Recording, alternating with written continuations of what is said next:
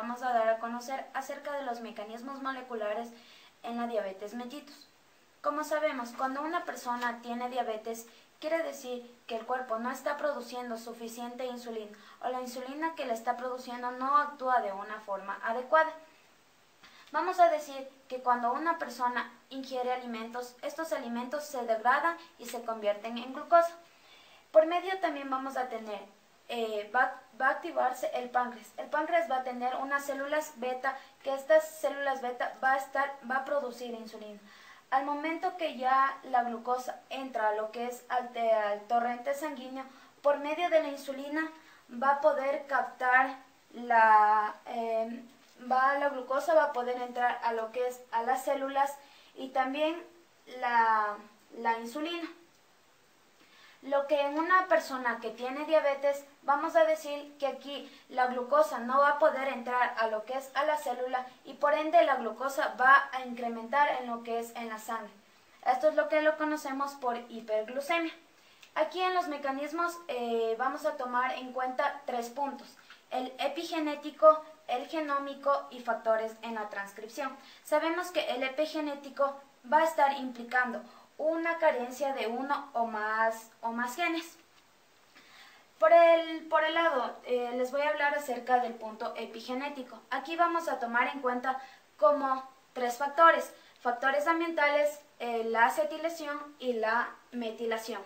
En los factores ambientales, como sabemos, vamos a tener tenemos por ejemplo una dieta hipercalórica, una inactividad física y por ende esto va a conllevar a una persona a tener una obesidad y una diabetes. En el punto 2, la acetilación. La regulación de la expresión del gen de las células betas del promotor proximal INC es hipercetilado en los residuos de la lisina H3, H4.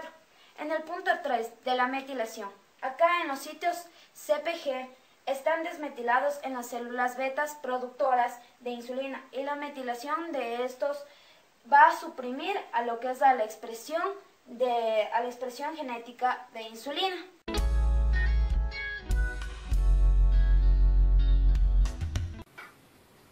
Les voy a hablar de la genómica de la diabetes mellitus tipo 2, en la cual se encuentran varios genes alterados, pero vamos a referirnos a MODY, que es un tipo de diabetes mellitus tipo 2 que se caracteriza por la alteración de la función de las células beta del páncreas y por presentarse en personas menores de 25 años.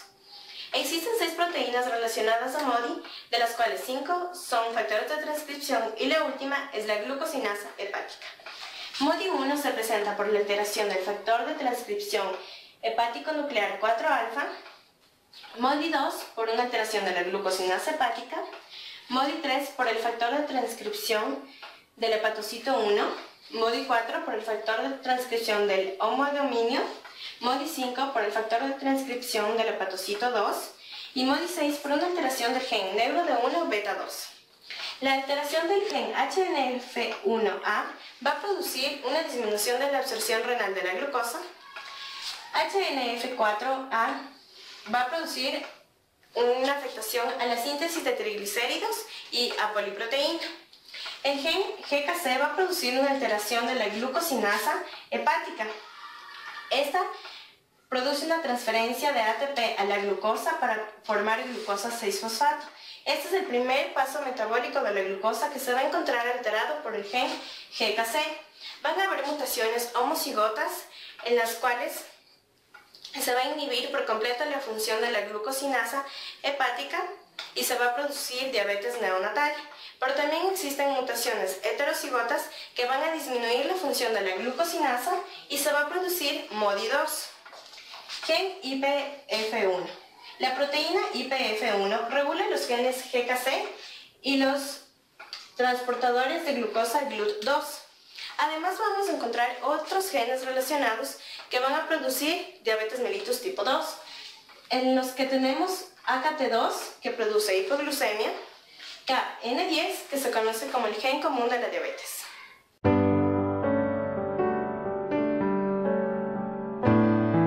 Diabetes mellitus, relación en nuestra transmisión. Vamos a tener lo que son los siguientes factores alterados. Ya. Dentro de los factores alterados que tenemos vamos a encontrar el factor nuclear hepático 1-alfa y el factor nuclear hepático 4-alfa. Este va a tener su función relacionada con las células productoras de insulina. Dentro de otro factor que tenemos es la PPARG1A, que van a estar en relación con el procesamiento del ARN mensajero, diferenciación de adipocitos, gluconeogénesis y oxidación de ácidos grasos. Posteriormente vamos a tener lo que es otro factor, es el factor nuclear tumoral alfa y la interleucina 6, que va a tener su función en los derivados de las citocinas del tejido adiposo. Posteriormente vamos a tener otro factor, que es el factor PPARG, que tiene su función en la regulación del almacenamiento de los ácidos grasos. Posteriormente vamos a hablar de lo que es la transcripción en relación con las proteínas alteradas. Vamos a tener las siguientes. Ya vamos a tener la PPAR-2, que es el receptor proteico involucrado en la vía de los ácidos grasos. Vamos a tener la UCP1, que participa en el transporte de iones. Vamos a tener la USP2, que se encuentra en la membrana mitocondrial y transporte de iones. Vamos a tener la USP3, que participa en el metabolismo de los lípidos. Vamos a tener la IRS1, proteína que es un receptor de insulina. La SUR1, proteína que se une al ATP y transporte de moléculas. La grelina, ligando de la hormona de crecimiento. Y la DIP, que regula el metabolismo de los lípidos y la glucosa.